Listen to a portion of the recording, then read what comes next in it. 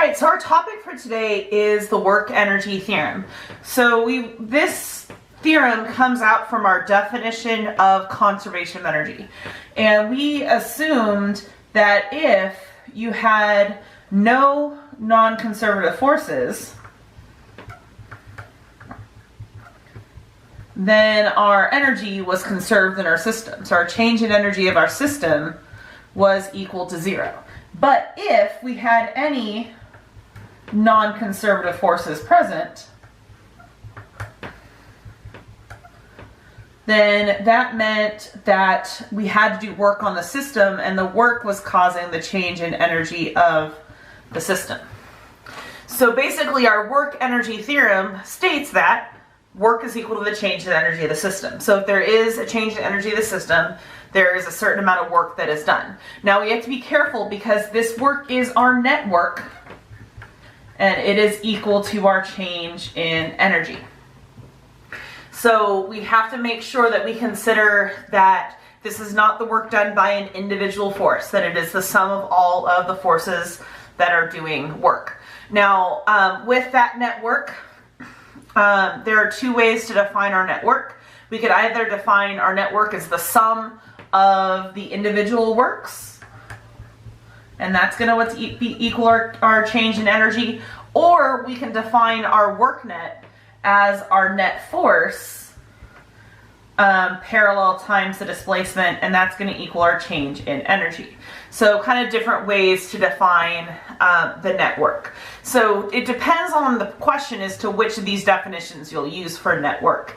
If you've already found the work done by your individual forces, then this one's pretty easy to do.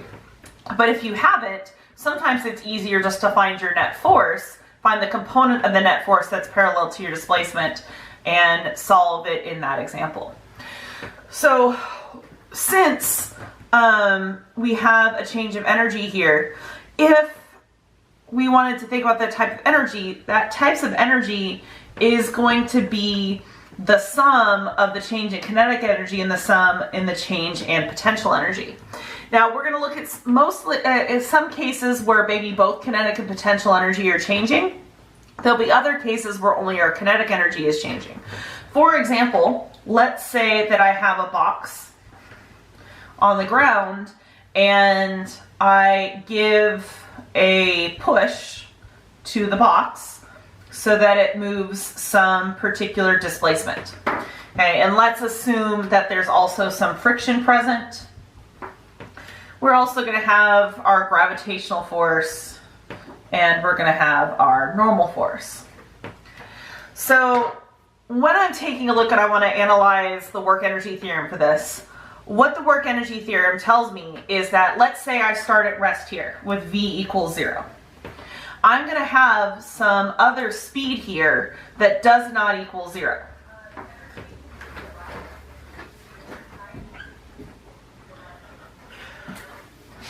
If there was a net work. So if for some reason my friction force was exactly equal to my push force, then I would end up with moving at a constant speed. But if I have a speed that is not constant here at this point, that means that there had to have been work done. So I could define that as... Alright, so our first example here is a box being pushed across a horizontal floor. The pushing force is parallel to the floor. We do have friction, and we have normal force and gravity. So kind of a simpler case to start off with. We're going to move the box through some distance d. And what I want to do is I want to find the speed over here at the end if the box starts from rest. Now there are many different ways to solve this problem. For example, I could write a net force equation in the x direction, which would be F push minus Fk, and that's going to equal m times a. There's going to be some sort of acceleration associated with this. And then if I know my acceleration, I could use some sort of kinematic equation. So like if I knew my push force and I could find my friction force and I could find my acceleration, if I know acceleration, then I could use kinematics to solve for my final velocity. For example, I could use the equation v squared is equal to v0 squared plus 2a delta x. And I could use this equation to solve for my final speed. So I can use dynamics and kinematics, since that's something you would have been expected to be able to do last unit. But the work energy theorem gives us another possibility. If I see a problem and it involves changing speeds and forces, I can also use the work energy theorem in order to solve my problem. So for example, I know that my work is equal to my change in energy. And this is our net work, okay? And that's our work energy theorem.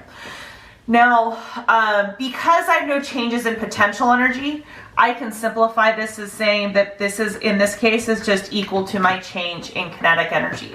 So my net work would equal my change in kinetic energy.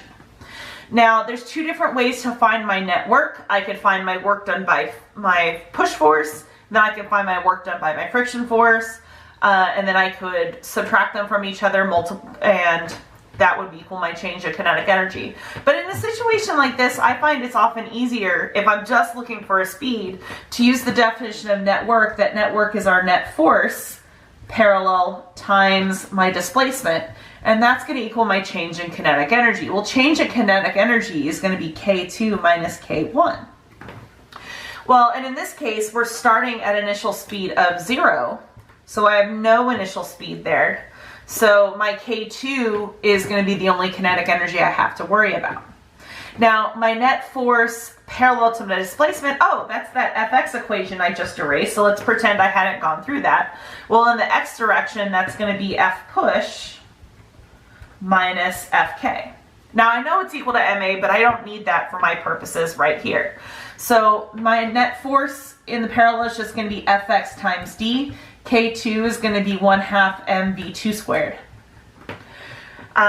So my Fx is what I have over here. So if I wanted to solve for my speed, and I wanted to find that final speed, I'd multiply by 2. So 2 Fxd is equal to mv2 squared. I would divide the mass to the other side, so I get 2 Fxd over m is equal to v2 squared. Then I can take the square root on both sides. So I get v2 is equal to the square root of 2 times fx. Fx is f push minus fk. I didn't want to write that over and over and over again, which is why I subbed it in later, divided by mass. And then that would give me my final speed.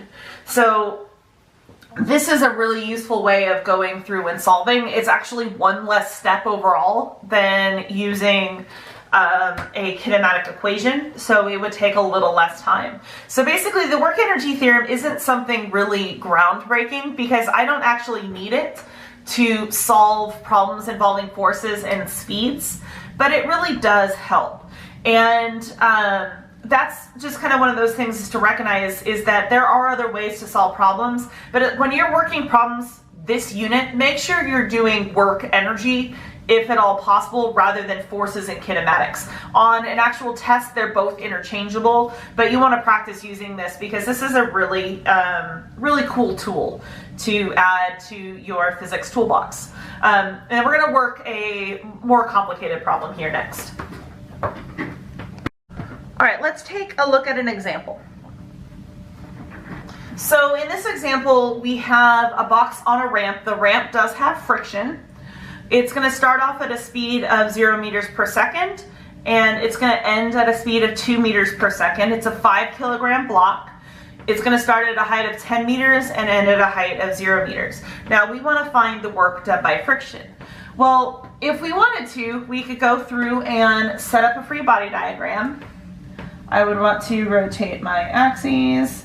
I would have gravity. I would have normal force. My friction would be in the opposite direction. I would then, since I want the work done by friction, I don't really have to do anything else. I would have to have some sort of displacement here. I could find that amount of displacement if I had some information, say about like the angle of the ramp. I could find my friction force if I know my coefficient of friction. Oh wait, I don't know my coefficient of friction. I don't have an angle, I just have a starting height. I don't have enough information to use the work is force parallel times distance equation to find my friction, the work done by friction. So I need a different way to solve. Now there's actually a couple of different approaches. So the first approach is just by the simple definition of the work energy theorem. This is not the way that a lot of people think of it, but this is kind of the most straightforward use of definitions. So my work done by my non-conservative forces is going to equal the change in energy of my system. Well, this is my net work done by non-conservative forces. My friction force, we've already looked at this example, my friction force is my only non-conservative force. So that means that my work done by friction is going to be equal to my change, that should have been change in energy. So my net work is going to equal my change in energy. So the work done by friction is going to be my net work. My change in energy is going to be the sum of my change in kinetic and my change in potential energy.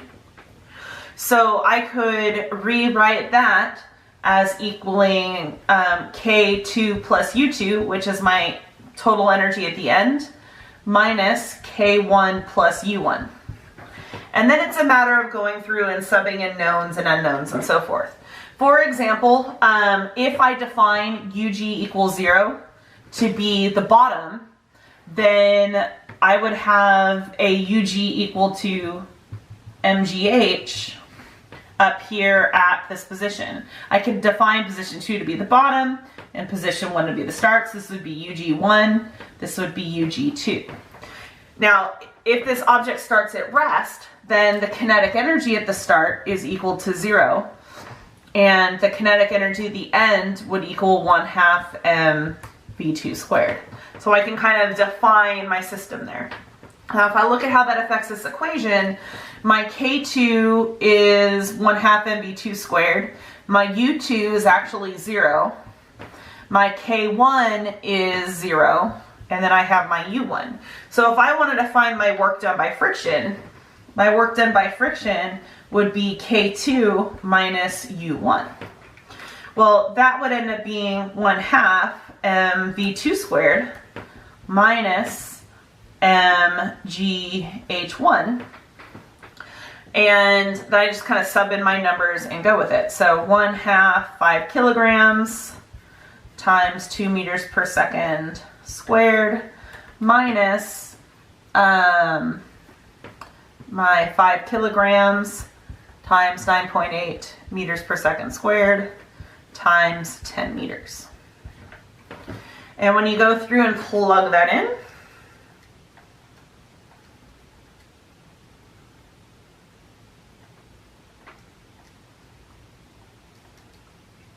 you end up getting that the work done by friction is equal to negative 480 joules. And it's negative because friction is in the opposite direction of the displacement. So that's one way to think about it.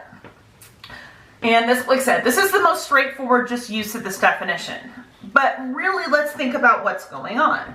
Well, what's going on is if there was no friction, then that means that my energy in my system would equal 0.